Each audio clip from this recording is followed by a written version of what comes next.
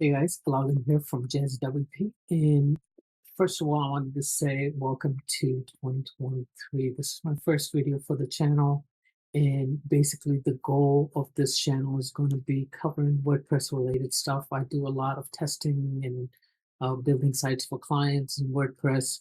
And I've been wanting to do this for a long time. So finally, with the New Year resolution, uh, I'm hoping to crank out some videos first month, quite a few at a rapid pace, and then slow down to maybe one or two every week.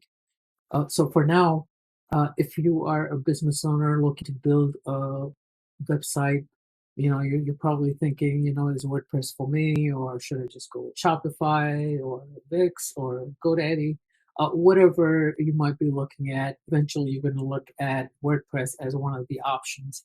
And since this channel is about WordPress, I'm just going to be covering mostly WordPress related stuff, but I might just go into other content management systems as well, because obviously that's of interest to me. I started off with Drupal and initially, built my own CMS in Ruby and Rails custom CMS. So I've been working on content management systems for a long time. So creating these videos, explaining some of the plugins, going down the rabbit hole of new plugins that are popping up every day.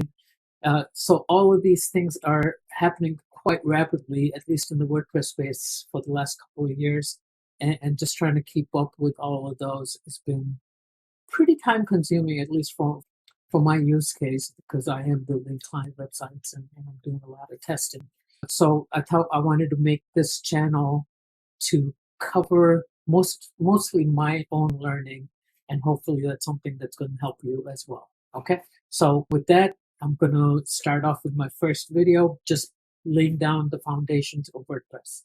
I want everybody to start off with the foundation, and then as we add new plugins or test new plugins, you'll know where everything fits in. So basically, WordPress features and functionality need to fit into these 9 different areas that I think need to be the core of your platform.